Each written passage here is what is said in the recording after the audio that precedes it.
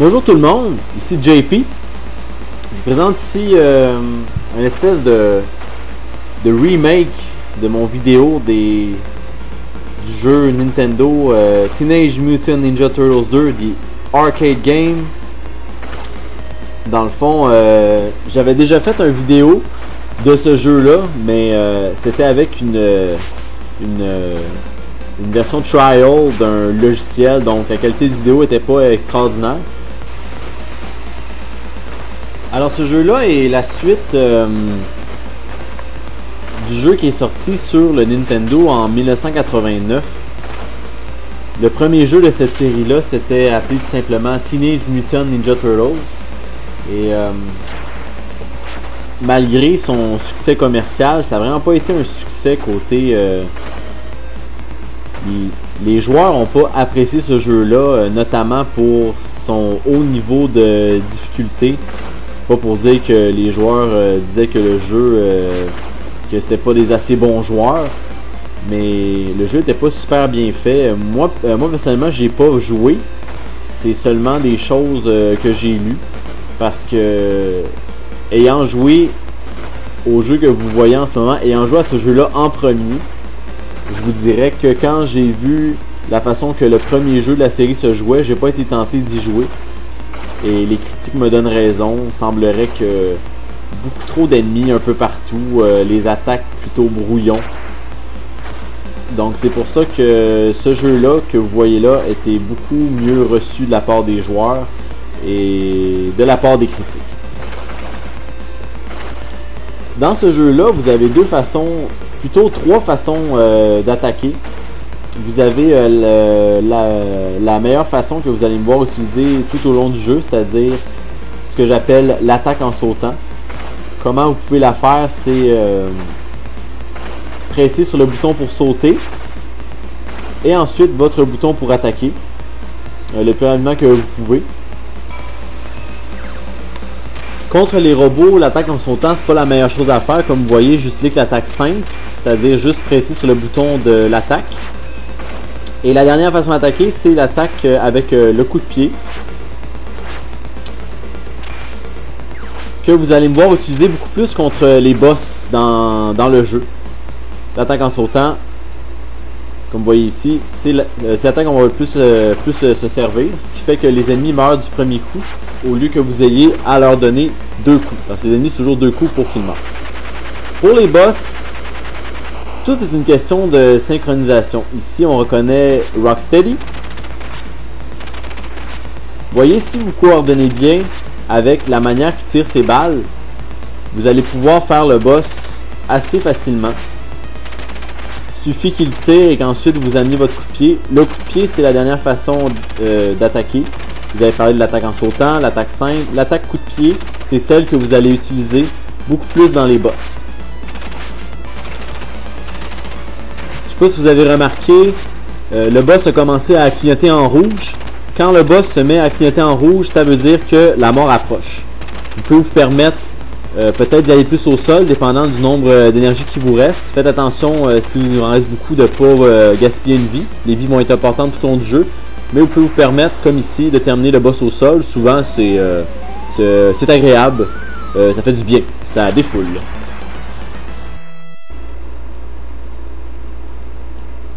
Quelque chose qui fait que ce jeu m'a marqué, c'est beaucoup la musique du jeu.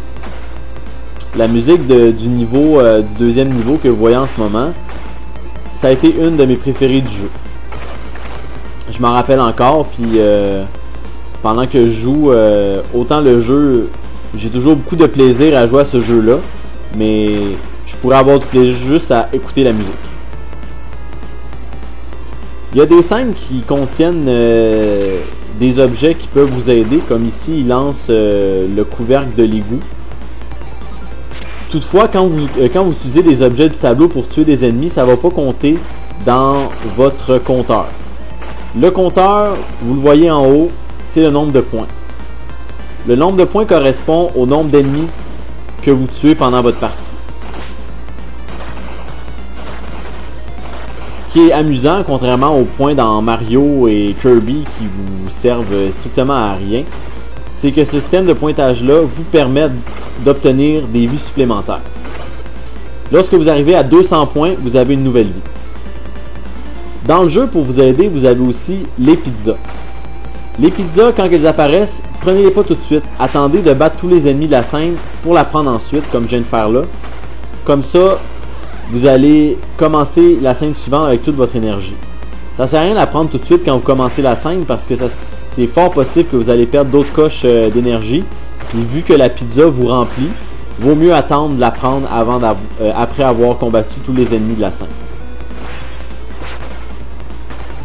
Il y a un effet de profondeur dans ce jeu-là.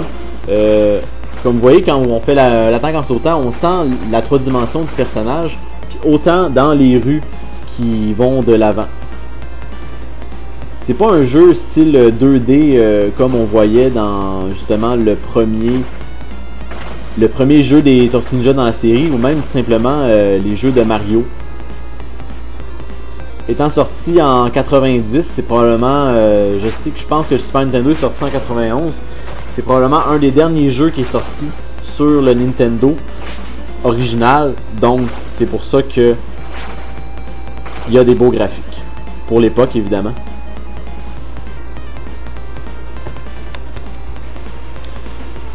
Quand vous voyez le tour, c'est parce que vous arrivez à la fin du deuxième tableau.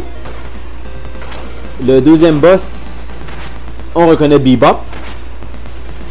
Celui-là aussi, comme le premier boss, la synchronisation par rapport à son attaque est bonne.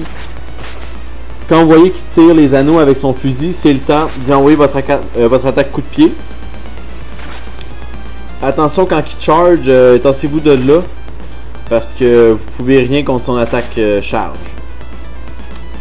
On attend qu'il tire, on évoque le coup de pied, puis si tout est bien synchronisé, il va continuer à vous envoyer les anneaux de son fusil. Puis vous, en sautant, vous allez les éviter. Puis rendu en haut, ben, on envoie le coup de pied. Puis des fois, ça peut se faire tout simplement du début à la fin comme ça. Comme si on la voit la synchronisation parfaitement. Des fois, on peut être gourmand, vouloir le finir au sol, puis il s'avère que même s'il clignote en rouge, il est pas... la fin est pas proche. Comme là, vous voyez ici, j'ai passé proche de me faire tuer. Heureusement, on s'en sort bien. On passe au niveau des égouts. Le niveau des égouts, pas le niveau le plus difficile. Tout simplement, demeurer concentré et vous défaire les ennemis. Je sais pas si vous avez remarqué, les personnages, ils ont toutes une différente couleur. La couleur va avec les différentes attaques qu'ils peuvent vous donner. Comme les bonhommes bleus ici, ce qu'ils font, c'est qu'ils vous lancent des couteaux. Donc, garder la proximité est important. Comme ça, ils ne peuvent pas vous lancer de couteau. Ces petits robots-là, pas vraiment compliqués à tuer. Dès qu'ils sortent du trou, faites votre attaque en sautant. Comme ça, ça va éviter qu'ils se déplacent sur l'écran. Parce qu'une fois qu'ils commencent à se déplacer, ils sont vraiment plus difficiles à tuer. Vous allez sûrement le voir d'ici la fin du tableau quand il s'agrippe à vous. C'est vraiment quelque chose de très très gossant. Ici on a d'autres ennemis. Ici c'est les ennemis avec les masses. Si vous allez, vous pouvez vous permettre de les fronter et aller directement vers eux. Parce que la masse évidemment, ils ne peuvent pas vous attaquer de loin. Donc vous avez le temps de vous approcher et de les tuer. Les hommes aux épées, les hommes blancs. Si vous êtes assez rapide, vous allez pouvoir les attaquer avant qu'ils sautent vers vous avec leur épée. Ça se passe bien. Une fois que les bonhommes blancs avec les épées sautent vers vous, mieux vaut attendre qu'ils retombent au sol pour les attaquer parce que vous risquez de vous faire atteindre.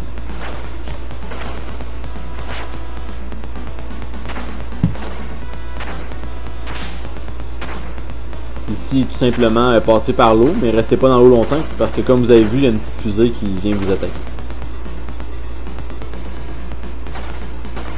Alors, vous voyez ici, un peu téméraire de ma part, je les attaque alors qu'ils ont fait leur saut pour se diriger vers nous. Ici, ça s'est bien passé, mais je vous le conseille pas. On approche du 200 points au niveau de nos vies. On aime ça. Alors, vous voyez, quand ils lancent les couteaux, c'est sûr que vous pouvez les bloquer quand vous faites votre attaque en sautant, mais mieux vaut essayer d'éviter les couteaux. et se diriger vers eux. Ce boss-là, je vais m'éterniser un peu à ce boss-là pour une très bonne raison. Alors que je vais vous laisser voir l'atteinte du 200 points. Et voilà, nous avons notre nouvelle vie. Il y a un petit son qui le confirme. Lorsque j'ai fait mes premières parties de ce jeu-là, à la fin du jeu, je me ramassais toujours à environ 740 ennemis. Donc, si vous vous rappelez ce que je vous ai dit, à chaque tranche de 200 ennemis, on obtient une vie. Alors, à 740, on n'en a pas assez pour avoir une 4e vie supplémentaire. Donc, les 140 ennemis qui ont suivi le 600e nous ont rien donné. Fait que moi, je me suis dit, comment je pourrais avoir une vie de plus? Juste à... Fait qu'en réfléchissant sur comment le jeu y est fait, juste à penser aux endroits qu'il y a des ennemis qui viennent à l'infini. Donc, vous demeurez dans la même scène et qu'il y a des ennemis qui viennent encore et encore. Alors ici, c'est le premier endroit du jeu où est-ce que c'est possible. Le boss vous envoie constamment les petits robots. Les petits robots qui s'agrippent à vous. Ceux que je vous ai dit qui étaient très chiants une fois qu'ils sont évadés du trou. Alors ici, on en voit beaucoup. Ici, j'ai eu la chance d'avoir quasiment... je pense que si je me suis fait toucher 3 fois dans le tableau, c'est beau. Alors j'avais beaucoup d'énergie, donc je peux me permettre de en tuer beaucoup. Si vous faites le calcul, 800 ennemis moins 740, ça veut dire 60. Donc on essaye d'en tuer le plus possible avant de quitter le boss. Je pense que j'étais à 200 quand le boss a commencé. Vous voyez, je suis déjà rendu à 230. Donc si on se rend aux environs de 260, ça veut dire qu'à la fin du jeu, on va au moins avoir tué 800 ennemis. Donc on va avoir le maximum de vie pour faire le dernier boss du jeu. Le dernier boss du jeu, pas tant qui est compliqué, c'est juste qu'il peut être très long, puis il faut avoir beaucoup de vie pour pouvoir le vaincre. Avoir beaucoup de vie, c'est le secret pour battre ce jeu-là. Pour être honnête, je pense pas que c'est possible de faire, de se rendre au dernier boss avec seulement 2 vies. Puis quand je dis le dernier boss, c'est même pas le dernier boss qui vous fait faire le plus de vie, c'est le boss juste avant. Le boss juste avant, je crois vraiment qu'il a été créé juste pour nous faire perdre des vies parce que c'est de loin le boss le plus chiant. C'est sûr qu'il fait mon top 10 des boss les plus chiants dans tous les jeux que j'ai joué de ma vie. Vraiment, là, il fait enrager. C'est fou. Rendu à, vous voyez, j'ai passé le cap du 245. Je peux me permettre d'aller achever le boss. C'est juste très plate en ce moment. Je peux me permettre d'aller l'achever parce qu'il y a un autre endroit dans le jeu où est-ce qu'il y a des ennemis qui vont venir sans arrêt. Je vous ferai signe quand ce moment-là va être arrivé. Le boss clignote, on est content. Ça veut dire qu'il tire à sa fin. Surtout que les petits robots commençaient à m'agripper puis que ben ça gosse. Ouais. Lâche-moi.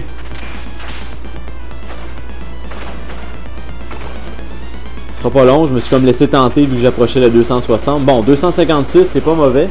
On va pouvoir en tuer une dizaine aux prochains endroits. Oh, petite BD ici. Tonight I dine on turtle soup. Ouah! Je sais pas si vous avez remarqué la mouche qui était à côté de Shredder. Je me considère pas comme un expert des Tortues Ninja, malgré que je pourrais me considérer comme un connaisseur. Mais il me semble que la mouche, c'est la transformation du bonhomme dans la petite machine qu'on vient de tuer. Il me semble qu'il se transforme en mouche, puis ben c'est ça, il devient un monstre finalement. Je peux pas dire en tant que je viens de dire que je me considère comme un connaisseur. Je peux pas dire que je connais tous les personnages des Tortues Ninja, mais la mouche c'est un des ennemis les plus cool que je connais de cet univers-là. Petite publicité Pizza Hut ici. Les bonhommes de neige. Assez chiant comme ennemi. Si vous pouvez les maintenir au sol, vous allez pouvoir bien vous en tirer. Ah, what? Vraiment pas chanceux ici. Ouais, c'est ça. Fait que les bonhommes de neige, si vous pouvez les maintenir au sol, c'est bon parce qu'une fois qu'ils vont commencer à sauter, ils vont vous envoyer des fusées. C'est vraiment désagréable. Ici, c'est le seul endroit que vous allez retrouver ces ennemis-là. C'est ceux qui tirent des balles de neige. Donc, c'est comme les bonhommes au couteau, mais c'est remplacé par des balles de neige. Donc ils vous attaquent pas de proche avec les balles de neige, plus ils vous attaquent loin. Les bonhommes mauves ici, c'est ceux qui reviennent le plus souvent. C'est les standards, c'est ceux qui sautent vers vous avec le coup de poing et le coup de pied. C'est sûr que vous devez faire attention quand vous marchez vers eux. Je vous conseille plus de sauter par-dessus et aller derrière eux. Parce que si vous marchez tout simplement vers eux, ils vont vous attaquer avec le coup de poing puis vous allez revoler. Attention à la souffleuse, quand vous sentez que le tableau arrête de défiler, c'est parce qu'il y a quelque chose qui s'en vient, une autre animation. Puis j'imagine que la technologie de l'époque ne permettait pas plus de mouvement quand il y avait une animation comme une souffleuse à neige. Je me suis jamais arrêté au graphisme en arrière. J'imagine que les mêmes buildings reviennent encore et encore. Là, vous voyez, j'arrive avec l'attaque coup de pied de maintenir les robots au sol. Ce qui fait qu'on les domine. Ce qui est plus difficile, c'est quand on en retrouve un de chaque côté, comme on voit ici. Mais si vous êtes habile avec le coup de pied et que vous êtes assez observateur pour voir à quel moment il saute, vous allez bien vous en tirer. À date, on n'a toujours pas perdu de vie. Personnellement, à ce jeu-là, j'arrive, quand que je fais mes parties standards, j'arrive à pas mourir avant le boss de la scène 6. Si je me trompe pas, ici on est à la scène 3. Malgré que je considère beaucoup ce tableau-là comme le 4e. Mais dans le jeu, c'est comme la scène 3. Ce boss-là, quand je parle de synchronisation, c'est celui-là qui est le plus important. Comme vous voyez, on saute et lui-même va se mettre en dessous de notre prochain coup de pied. Ce qui fait qu'on peut lui faire perdre beaucoup d'énergie de cette façon-là et l'empêcher de nous toucher. C'est une fois qu'il peut aller sur le côté de la scène et nous lancer une boule de glace qui devient un peu plus compliqué à battre. Mais sinon, je vous dirais que c'est vraiment pas un boss difficile. J'ai lu que ce jeu-là, tout d'abord, avait été un jeu d'arcade, comme le nom du jeu le dit, The Arcade Game. Et ce boss-là, je pense le niveau complet a été un niveau qui a été ajouté au jeu d'arcade de base. Probablement pour rendre le jeu plus long, pour aussi créer une espèce d'engouement, pas dire qu'ils ont sorti exactement le même jeu. Spring is here! Alors, on sait maintenant comment faire partir l'hiver. Aller attaquer l'homme loup blanc. Je vous parlais de la musique tout à l'heure. Voici une autre musique que j'aime beaucoup. Celle du stationnement. Vous voyez ici, j'utilise le tonneau pour faire exploser, simplement pour le plaisir de l'animation et de voir les ennemis se jeter dedans. Mais c'est sûr que c'est mieux de les tuer par vous-même, comme ça vous permet d'obtenir des points dans le compteur. Mais avec le nombre d'ennemis qu'on a tués au boss de la petite machine puis les petits robots, on peut se permettre de se faire plaisir avec les objets du tableau, tout simplement pour dire qu'on les utilise.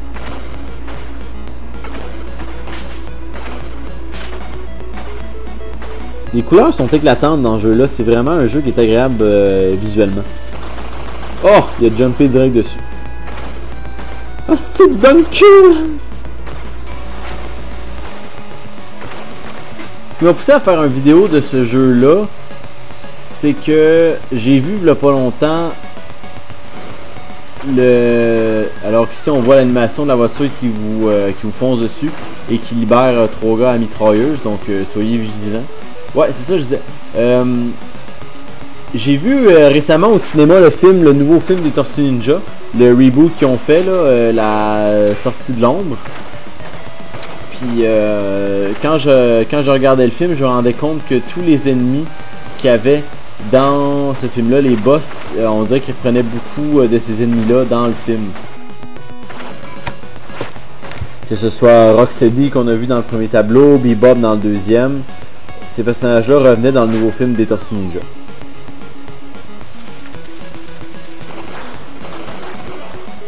Alors on voit ici, c'était raté, le coup de l'explosion.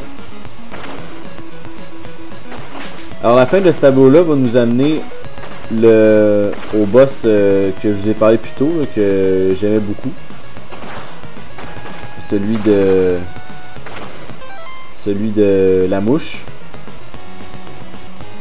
Vraiment pas le boss le plus difficile.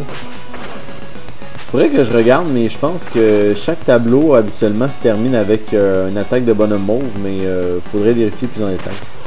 Alors voici la fameuse mouche. Là j'ai pris la pizza, j'ai comme pas suivi le conseil que je vous donne depuis le début, c'est-à-dire de prendre la pizza juste quand il vous reste une barre d'énergie. La raison est fort simple pour ce boss-là, c'est qu'une fois que vous êtes bien coordonné, il y a peu de chances que le boss vous atteigne. Vous voyez en ce moment, je suis vraiment coordonné parfaitement pour éviter ses balles et le frapper au même moment. Quand je saute, les balles passent en dessous de moi. Quand je reviens avec mon coup de pied, j'atteins la mouche. C'est vraiment la meilleure façon de faire ce boss-là. Et si au départ on pensait que le but du jeu était de sauver April, on est détrompé ici.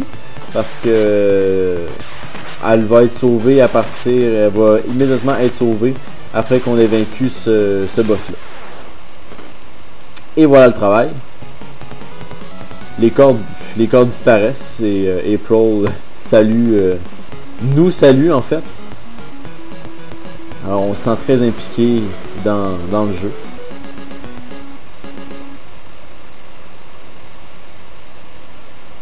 Je sais pas s'il veut vraiment nous faire croire à une espèce d'histoire d'amour entre April et les tortues. Quand on est enfant, on n'y pense pas, mais étant adulte, on trouve ça un peu bizarre. Le seul moment dans les Tortues Ninja qu'on a senti qu'il y avait une espèce d'histoire d'amour entre April et un personnage du film, évidemment c'était pas avec les tortues, ce serait vraiment dégueulasse, mais bien avec un personnage que j'ai beaucoup aimé, Casey Jones. Casey Jones, ils l'ont ramené dans le deuxième film dont j'ai parlé plus tôt, la sortie d'ombre, ils l'ont ramené dans ce film-là, mais j'ai vraiment été déçu de ce personnage-là. Je m'explique. En fait, moi, la barre était très haute parce que le personnage de Casey Jones, au départ, je l'ai connu dans le film des Tortues Ninja des années 90. Et je vous dirais qu'il était présenté sous une forme beaucoup plus cool que celle qu'on a vue. Puis ce qui marchait mieux avec ce personnage-là, c'est que Casey Jones est un justicier de la rue. C'est-à-dire pas vraiment de compte à rendre à personne. Il fait sa propre loi. On peut penser de lui que c'est un bum, mais en fait, c'est un bum qui rend un peu service à la communauté. C'est-à-dire qu'il s'attaque pas à n'importe qui, il s'attaque vraiment à du monde qu'il mérite. Par exemple, dans le premier film, il s'attaque à des petits voleurs là, qui ont volé le sac à main d'une vieille dame. Puis dans le nouveau film des Tortues Ninja, ce qu'ils ont fait, c'est qu'ils ont ramené le personnage de Casey Jones, sauf que c'est vraiment un gars qui travaille dans la police, qui a des aspirations à devenir un policier, c'est-à-dire vraiment être un pion de la société, mais en même temps est un justicier de la rue. Dans ma tête à moi, je trouve que le personnage peut pas faire en même temps partie des forces policières et être justicier de la rue. Pour moi, ça fait vraiment pas de sens là. De plus que dans le film, il aspire à devenir un détective dans la police, fait que pour moi ça marche pas. Les ennemis, vous voyez en ce moment, mieux vaut les attaquer quand ils ont lancé leur bombe, parce que si vous les attaquez de front avec leur bombe sur la tête, la bombe va tomber à vos pieds et vous faire revoler.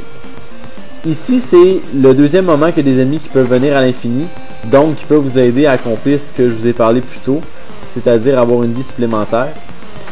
Je me rappelais plus très bien combien d'ennemis j'avais tué à la machine, combien il m'en manquait. Fait qu'on prendra pas de chance. On va essayer d'en tuer une quinzaine environ. Entre 10 et 15, ça devrait être suffisant pour nous permettre d'obtenir la vie qu'on a besoin.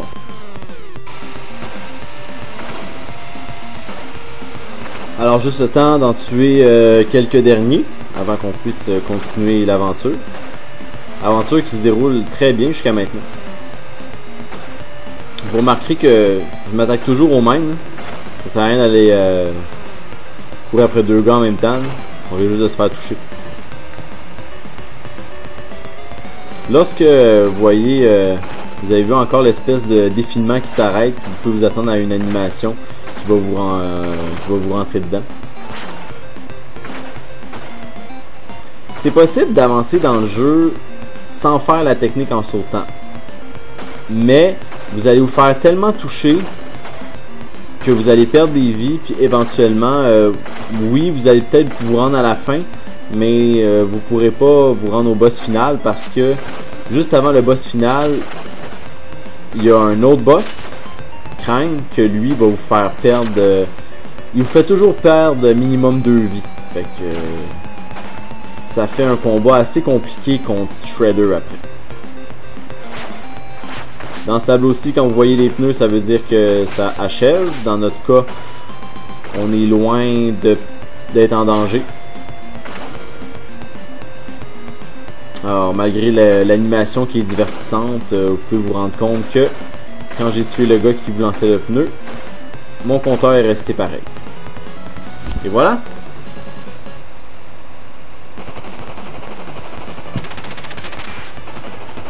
La première fois que vous arrivez à Saboba, vous êtes comme wow! On est sur un skateboard! Wow! Malade! Puis en fait, ce qu'on retient plus de ce tableau-là, c'est que même si là sur un skateboard, le jeu se joue carrément de la même façon parce que le skateboard vous suit pas à pas. Fait que dans le fond, le bonhomme se déplace de la même façon. Il y a juste l'espèce de défilement du background qui crée un effet de mouvement. Ce qui fait que c'est le fun, là. Ça fait changement, c'est rafraîchissant, mais c'est pas vraiment une update, un upgrade dans la façon de jouer le jeu. Alors vous voyez, j'essaie toujours de les avoir du même côté. Comme ça évite qu'il y en ait un qui vienne dans votre dos et vous frappe pendant que vous attaquez l'autre. L'hélicoptère, la technique, vous sautez. Une fois que vous êtes en l'air, vous attendez qu'il arrête de clignoter pour leur frapper à nouveau. Si vous coordonnez bien, il ne pourra plus lancer de projectiles, ce qui va faire que vous allez pouvoir le tuer facilement. On saute, on attend, on saute, on attend, coup de pied, on saute, on attend, coup de pied. Et comme ça, il ne peut pas vous attaquer et il est détruit. Ce qui conclut cette partie du jeu assez rapide. Quand vous avez terminé de faire ça, vous vous dites « Ouais, rien de compliqué, on dirait que j'avance dans le jeu, ça se passe bien. » Mais c'est un peu trompeur parce que à partir du prochain tableau, c'est là que les choses se corsent. Alors, nouvelle personne à les sauver, Splinter. Comme s'il y aurait personne à sauver puis on arrêterait de jouer, tu sais. Bon, il y a personne à sauver, moi j'arrête de jouer le jeu. Fait qu'on va continuer à mettre des otages, comme ça ils vont vouloir continuer, mais tellement vous jouez le jeu que les otages jouent pas, vous les voir à la fin.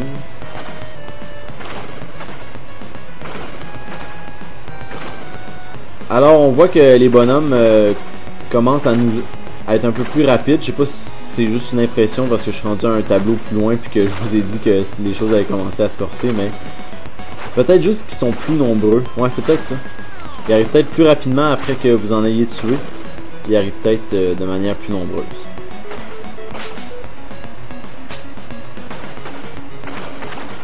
Alors, essayez de garder la proximité avec les gars bleus. Toujours, ça devient toujours très compliqué quand ils se mettent à vous lancer des couteaux. Ici, ouais, vous pouvez sauter par-dessus, mais le meilleur truc, c'est de demeurer en haut. Puis en même temps, en demeurant en haut, s'il y en a qui arrivent par en bas, comme vous voyez là, vous pouvez les attendre quand ils montent, puis ils n'ont pas le temps de vous attaquer une fois qu'ils sont sur la plateforme du haut. Surtout les bonhommes mitraillettes, on veut pas être en retard sur eux parce que dès qu'ils vous touchent une fois, ça devient vraiment compliqué.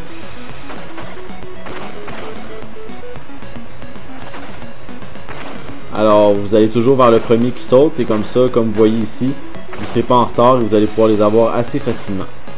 Ainsi, pour garder votre énergie, si je me trompe pas, avant le boss de ce niveau-là, il va avoir une pizza. Ici, c'est assez particulier parce que vous voyez, ils ont comme une lance, puis quand ils la lancent, ils en ont une nouvelle dans leurs mains. Je sais pas quel genre d'équipement ils ont, mais en tout cas, il est capable de contenir des lances à l'infini. Pas le genre d'affaire qu'on pense vraiment d'après moi quand on fait le jeu. Ici, c'est des bebop, des mini bebop sur 4 pattes. Si je dis des mini bebop, pas qu'ils sont aussi résistants et sont difficiles, mais ce qu'ils lancent, ça ressemble beaucoup à ce qui sortait du fusil à bebop, le boss du deuxième tableau. Puis ici, essayez, dès que leur tête sort de leur corps, essayez d'être à côté pour pouvoir les attaquer, parce qu'une fois qu'ils sont levés et qu'ils commencent à vous tirer les balles, comme vous voyez ici, j'ai eu un peu de misère, ça devient compliqué.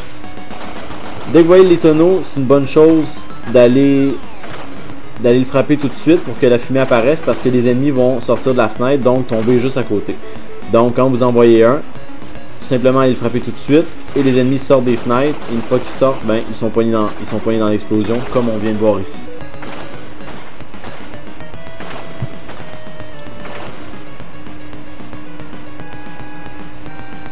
Là, vous allez me dire, oh, déjà le boss, il disait que les choses se corsaient, il me semble que c'est pas très difficile. Mais non, c'est pas un boss, c'est 4 petits hélicos, c'est comme un Nagas boss finalement, un Nagas fin de niveau. Ces ennemis-là, ils se retrouvent aussi dans le jeu Game Boy des Tortues Ninja, Fall of the Foot Clan. Moi, j'avais un Game Boy à l'époque. Puis mes premiers jeux vidéo ont été beaucoup sur le Game Boy. Et ces ennemis-là se retrouvent dans ce jeu-là.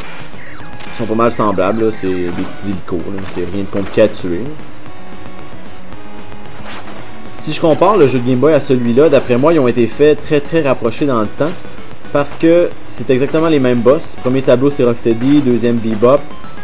Troisième tableau, par exemple, il y a moins de niveaux. Dans le jeu du Game Boy, il y a seulement 5 tableaux. Le jeu peut se faire assez rapidement. D'après moi, je vais probablement faire une vidéo de ce jeu-là parce que pour moi, c'est un de mes classiques. Probablement en 20 et 30 minutes, on peut faire une partie au complet. Bref, on retrouve aussi la mouche, Shredder. La différence, c'est que dans le jeu du Game Boy, Shredder, c'est le 4e boss. Dans le fond, Shredder, c'est l'avant-dernier. Et puis, Krang, c'est le dernier. Puis dans ce jeu-là qu'on joue en ce moment, c'est l'inverse. Alors, on arrive à un des boss, si c'est pas le boss le plus résistant. Celui-là, il faut être vraiment patient. Autant être patient quand vous l'attaquez que être patient de regarder ses belles petites pantoufles blanches. Lorsqu'il se trouve au milieu de l'écran, vous essayez de sauter à côté et d'attendre le moment que vous êtes le plus bas pour donner votre coup de pied. S'il faut attendre ça, c'est parce que une fois que vous avez donné votre coup de pied, il faut tout de suite vous éloigner de lui parce qu'il va vous donner un coup avec son fusil puis vous allez revoler. Il va vous faire perdre beaucoup d'énergie. Là, vous voyez, il me reste 3 barres. On va essayer d'étirer ça le plus possible avant d'aller prendre la pizza. Soyez pas trop téméraire parce que si vous attendez trop longtemps, comme là il m'en reste 2 puis je vais essayer de me grouiller. Mais des fois, ce qui se passe, c'est que vous attendez d'en avoir une, mais finalement il vous retouche une fois puis vous perdez une vie. C'est vraiment pas cool. Alors, essayez-vous pas au sol, peut-être pour l'achever, mais encore là, c'est très dangereux, surtout celui-là, qu'on sait jamais quand est-ce qu'il va mourir. Vous essayez d'y aller au coup de pied, essayez vraiment d'être rapide sur la gâchette entre vos coups de pied pour vous éloigner. En même temps, restez pas vraiment en ligne avec lui parce que comme vous voyez, il tire du feu. Puis dès qu'il vous atteint à la tête, vous perdez une barre d'énergie. En ce moment, ça va quand même bien. Je m'attends à ce qu'il clignote bientôt. Évidemment, Splinter n'est d'aucune aide. C'est vraiment con. Ils l'ont comme capturé, ils l'ont amené, ils l'ont attaché là. Puis c'est tout. Il capture pour rien en plus. Hein. Oh, il clignote. Super. On devrait être capable encore de s'en sortir sans perdre une vie. Puis conserver notre partie parfaite. Toujours demeurer prudent, même s'il clignote pour vous dire ah, c'est fini, je vais aller au sol. Non, mieux vaut continuer. Super. Parfait. Comme tantôt, quand quelqu'un meurt, les cordes disparaissent et l'otage est libéré. Je vous parlais du film des années 90 tantôt. Splinter, le combat de Dexter et Splinter est vraiment... C'est vraiment un affrontement. En tout cas, moi je m'y attendais pas. Mais c'est vraiment le fun de voir comme un peu les 2 maîtres du clan qui s'affrontent. Le combat laissait à désirer, tu sais. Shredder l'a sous-estimé, puis... En tout cas, Splinter a gagné en gardant son calme. Un peu ce qu'il essayait de dire à Raphaël. En tout cas, bref, je vous conseille d'aller voir ce film-là. Là, j'en parle beaucoup, peut-être que vous l'avez pas vu, fait que vous dites de quoi il parle. Parce que Raphaël, par rapport à ses frères, il a toujours été un peu plus solitaire. Puis il perdait souvent son calme, c'était s'envahir par la colère. Puis Splinter il disait tout le temps reste calme, reste calme. Puis ça c'est bien illustré à la fin du film des années 90. Splinter, en gardant son calme, il a réussi à battre le déchiqueteur. Le tableau qu'on est rendu, tableau le plus difficile du jeu, à mon avis, à cause de sa grande variété d'ennemis. Vous voyez, les ennemis qu'on vient de tuer, c'est les gorilles qui sautent et qui vous lancent des pics. La technique de combat est pas mal semblable à quand vous avez battu les bonhommes de neige dans le tableau de neige. Mais faut faire attention, faut pas les laisser errer dans le tableau trop longtemps parce qu'ils vous lancent des projectiles qui sont assez efficaces. L'animation du bonhomme qui sort du trou, on essaie d'éviter les trous parce que quand vous tombez, vous perdez une barre d'énergie.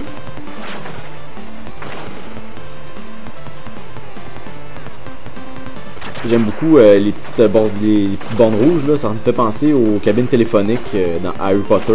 Je suis un grand fan d'Harry Potter, je sais pas si vous aimez beaucoup ça, mais bref, les cabines rouges, ça me fait penser quand Harry descend au ministère dans le film, puis là, compose un numéro, puis la cabine descend.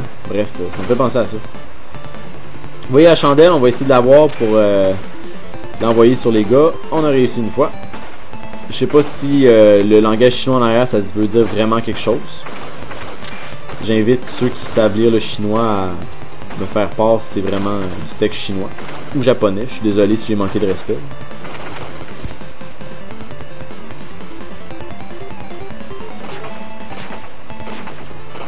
Attention au pic. Le meilleur moyen, c'est de demeurer sur l'espèce d'asphalte en haut en sautant. Variété d'ennemis, je vous parlais tantôt. Alors ici, on va affronter un tigre. Au début, on est comme tenté d'aller directement vers lui pour aller l'affronter. Mais encore une fois, être patient, c'est bien. Moi, la technique que je vous propose, c'est vous mettre dans la... attendre qu'il soit dans la même ligne que vous. Je m'en allais dire, allez vous mettre dans la même ligne que lui, mais c'est faux. Là, vous voyez, j'ai voulu donner plus que 3 coups. Mais la bonne technique, c'est 1 coup, 2 coups, 3 coups, puis après ça, on essaie de l'éviter en sautant par-dessus. Plus que 3 coups, souvent, il est même plus dans la caméra, vous pouvez pas bien vous coordonner, puis c'est de la perte d'énergie. On en bat un, on est content. La première fois que j'ai joué à ça, après l'avoir battu, puis ça m'avait pris du temps, puis j'avais rushé comme un malade. Mais là, puis là, le deuxième apparaît, je fais « Ah, tab !» C'est vraiment frustrant quand on a beaucoup de difficultés, mais une fois qu'on s'habitue, une fois qu'on a de l'expérience dans le jeu, ça devient beaucoup moins compliqué. Puis essayez pas l'attaque en sautant sur lui, surtout pas parce que il va comme passer en dessous de vous puis il va vous toucher.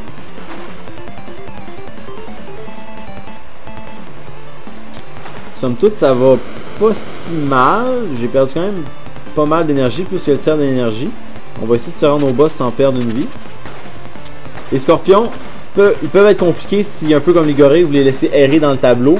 Toutefois, si vous allez proche d'un côté de l'écran, habituellement, je sais pas si c'est un bug de leur intelligence artificielle, là, mais souvent ils vont venir se placer dans le bas, ils vont venir directement vers vous. Fait que affrontez-les pas au milieu, amenez-les sur les côtés de l'écran.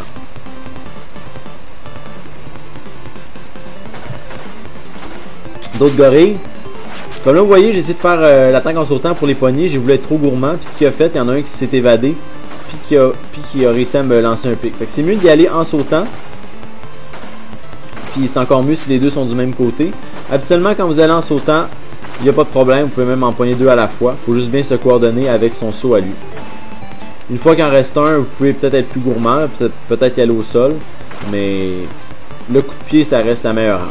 Même si c'est plus long, c'est très payant. Parce que vous gardez vos vies. Super animation ici. Le bonhomme qui sort du mur.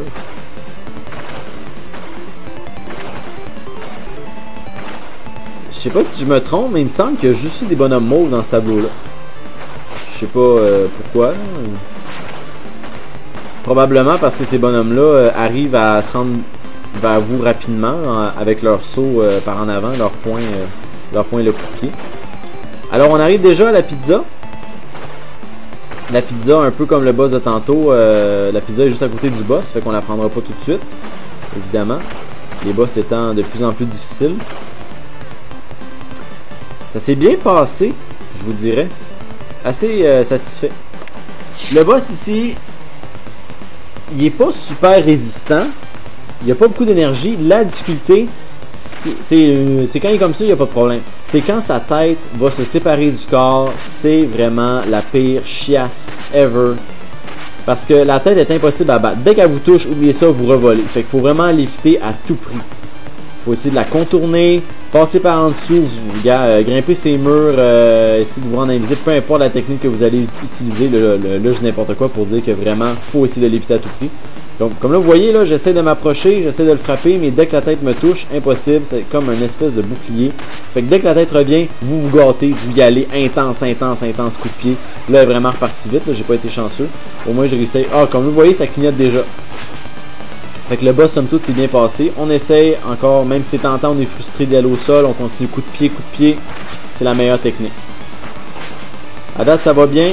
Faut juste pas essayer de se faire avoir par la tête. Oh non, non, non, non, non, non. Yes, sir.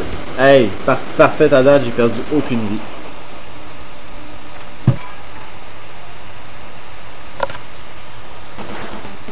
Ce qui va nous amener au dernier tableau du jeu, le Technodrome.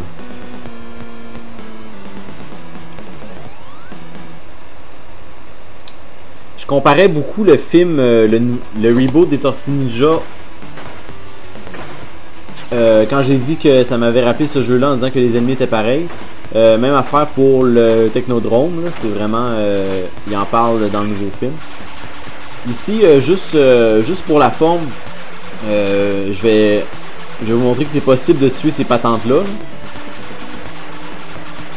Pas que c'est super intéressant, mais juste pour montrer que c'est possible dans le fond.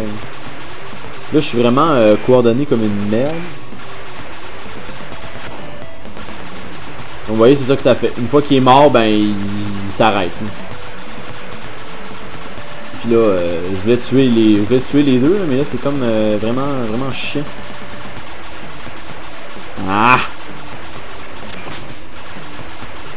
Ah, come on, come on! Je suis en train de perdre de l'énergie vraiment. Bon! Good! Alors, dans ce tableau-là, vous allez voir toute la variété d'ennemis. Sauf évidemment les bonhommes qui lancent de la neige. Si je suis un grand fan des films des années 90 des Tortues Ninja, quelque chose que j'ai aimé dans le reboot, c'est vraiment ils ont mis encore plus d'accent sur les différentes personnalités. Dans les années 90, oui, ils avaient fait dans les vieux films, mais les tortues étaient pas mal toutes semblables. Dans le nouveau film, dans le reboot, ça c'est possible de tuer aussi, voilà, comme ça. Dans le reboot, même l'apparence physique est différente. Raphaël, il mise souvent sur la force, puis il est vraiment plus gros que les autres. Donatello, il est censé être le cerveau de l'équipe, fait qu'il est pas aussi gros, il a pas l'air aussi en shape que les autres tortues, mais tu vois qu'il est vraiment brillant. Fait qu'il est fait un peu moins gros, il a comme des lunettes, puis bref, ils ont vraiment mis plus d'efforts là-dedans. Puis également, je trouve que ce qui est bien fait, c'est que ils mettent beaucoup, ils parlent beaucoup d'espèces de sentiments de tristesse que les tortues ont, de vouloir être comme tout le monde. Puis, tu sais, c'est les héros de la ville, mais ils peuvent jamais sortir, ils doivent rester dans l'ombre. D'où la raison du film, là, la sortie de l'ombre. Puis, puis aussi, ça donne place à des duos un peu différents. On a toujours été habitué de voir Michelangelo et Donatello ensemble, parce que c'est comme les deux comiques ensemble. Mais dans le nouveau film, ils vont avec les opinions de chacun sur est-ce qu'ils devraient sortir à l'extérieur avec le monde. Là-dessus, les opinions créent des équipes différentes. Leonardo, le leader de l'équipe, lui pense que non, on doit stick to the plan puis rester dans les égouts.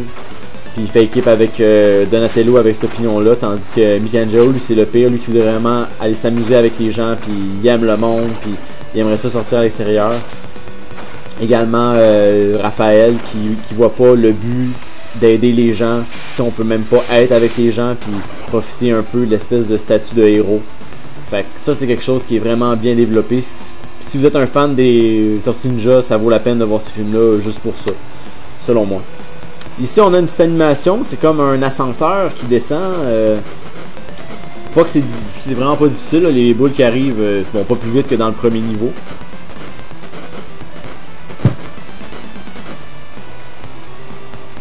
Pour arriver finalement en bas. Ici, vous pouvez vraiment vous gâter contre les gars avec la carabine. Allez-y de front, défoulez-vous parce que de toute façon, vous allez quitter l'écran avec votre énergie pleine grâce à la fameuse pizza.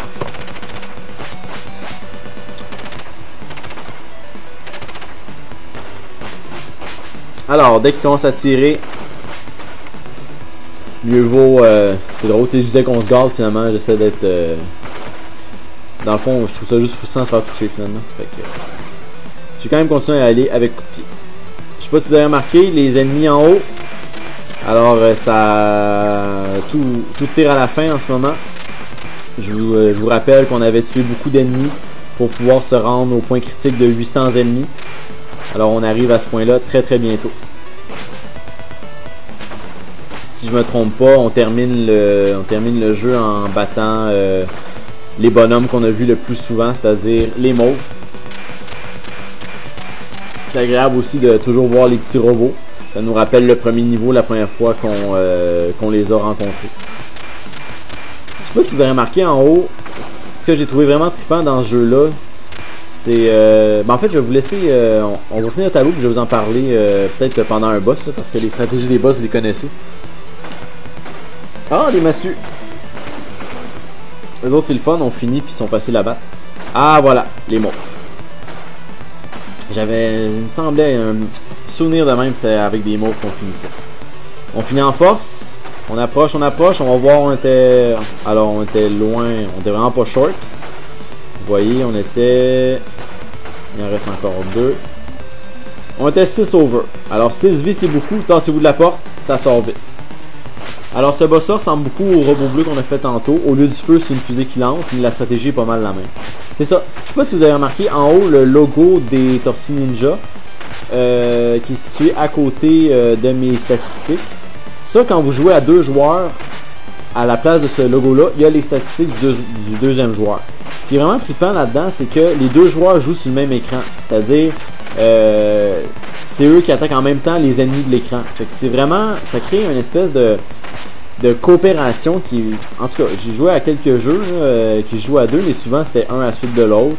Tu sais, même dans Donkey Kong Country, quand tu joues à 2, l'autre joueur il attend que l'autre meure pour jouer. Hein. Alors que dans ce jeu-là, quand vous jouez à 2, vraiment, chacun contrôle son bonhomme dans l'écran, puis c'est vraiment trippant. Moi, dans mon cas, je me rappelle, c'était avec ma soeur que je jouais à ça. On a eu beaucoup de plaisir. Souvenir agréable dans mon cas. Alors, on a perdu notre première vie. C'est dommage. Je sais que ce boss-là, j'ai déjà réussi à le battre sans perdre une vie, mais comme on n'a pas perdu de vie depuis le début, c'est quelque chose qu'on peut se permettre.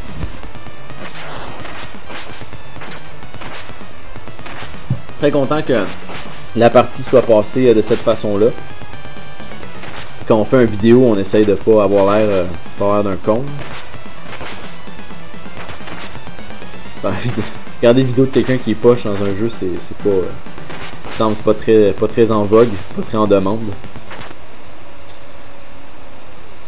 Parfait, on commence le dernier boss avec 5 vies. Comme je vous disais, habituellement on perd un minimum de 2 vies à Krang. Plus le robot de Krang. Alors, on devrait être en bonne position.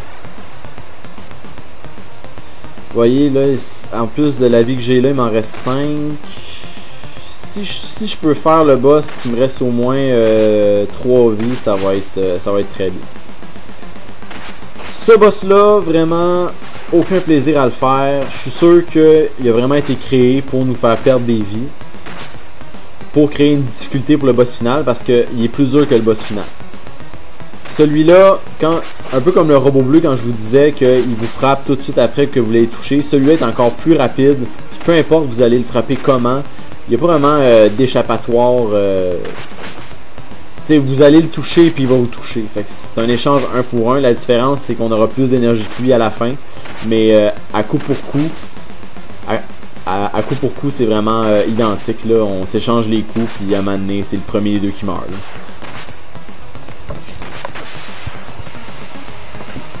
On a perdu notre première vie. C'est sûr que ce boss-là est vraiment démoralisant à se battre contre. Là. Tant qu'il clignote pas, on n'a aucun plaisir à le faire. C'est juste pisse. Là. Mais on veut faire le boss jusqu'au bout. Le jeu jusqu'au bout, je veux dire. Puis le boss de la fin en vaut la peine parce que, je m'excuse du terme, là, mais c'est un boss qui est excitant. Ce que je veux dire par là, c'est qu'il possède un pouvoir qui rend le tout très très intéressant parce que c'est un pouvoir extrêmement dangereux. Là, je trouve que j'ai perdu cette vie-là un peu rapidement. Là. Il me restait là juste une coche. C'est sûr, j'aimerais ça qu'il clignote avant que je la perde. Mais les chances sont peu élevées. Voilà, une autre de perdue. Quand vous réapparaissez, vous clignotez. Fait que vous pouvez vous permettre d'y aller au sol avec votre attaque en sautant. Yes! Donc, il nous reste 3 vies en plus des barres qu'on a là. Alors, on attend. La première fois qu'on joue à ça, on capote. Là, quand que, on pense qu'on a fini. Puis là, le dernier boss apparaît. Puis t'es comme wow!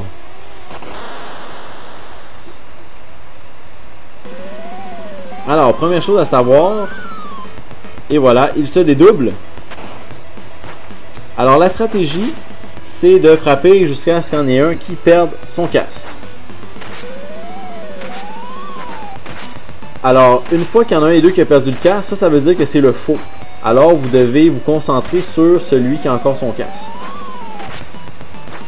Essayez de garder la proximité de lui qui a le casse parce que, comme je vous parlais plus tôt, il y a un pouvoir particulier qu'il faut éviter à tout prix. Bon, là, dommage, j'ai pas une lui qui a pas de casse. Fait que, une fois que lui qui a pas de casse est mort, ben, il se redédouble puis les deux sont pareils. C'est pour ça que là, il faut comme recommencer puis aller trouver le faux. Alors, comme je vous disais, le faux étant celui qui perd. Ah, voyez le pouvoir. Le pouvoir, là, vous avez vu les éclairs. Si une de ces éclairs-là vous touche, ça vous transforme en tortue miniature, en bébé tortue. Et ça vous fait perdre une vie automatiquement. Fait que ça peut être très frustrant de vous retrouver là-dedans. C'est là qu'à un moment donné, les vies peuvent s'écouler très très rapidement parce que là, on parle plus des barres d'énergie, c'est vraiment juste se faire toucher. Faut pas se faire toucher. Alors, il va encore. Alors, c'est sûr que vous essayez de vous retrouver dans les airs quand il y a le laser. Si vous réussissez à mettre Shredder dans un coin aussi, c'est vraiment l'idéal. En ce moment, je vous dirais que ça va quand même très bien. On n'a pas encore perdu une vie à Shredder. Je pense que quand il perd son casque, l'autre, il n'a pas le pouvoir de faire les lignes. Fait qu'au moins, ça peut vous enlever ce stress-là une fois qu'il y en a un qui n'a plus de casque quand vous vous concentrez sur lui qui en a un. Et éventuellement, vous allez remporter le combat. C'est pourquoi on joue à un jeu, passer la cassette. Ah, je me rappelle quand on disait ça entre amis. Hey, j'ai passé la cassette. Ça veut rien dire. Va-t-on réussir à faire le boss sans perdre une vie? Probablement pas, il me reste juste une barre. Malgré que ça se passe bien.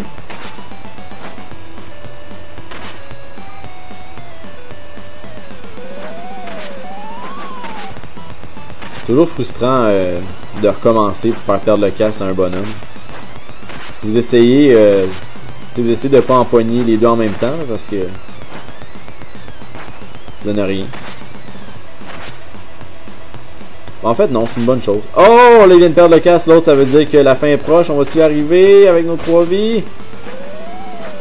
Ça se peut, ça se peut. Ah, j'ai voulu le finir au sol, j'ai été gourmand. Tant pis. On va réussir pareil. Et voilà. C'est terminé.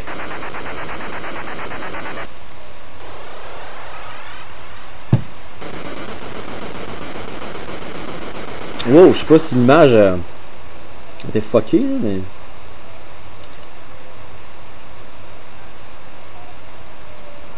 Quand je vous disais que le jeu du Game Boy, celui du Nintendo avait l'air un peu relié, ben c'est exactement la même épilogue dans les deux. Exactement le même texte, mot pour mot. Là. Fait que je sais pas lequel des deux est sorti en premier, mais c'est vraisemblablement relié.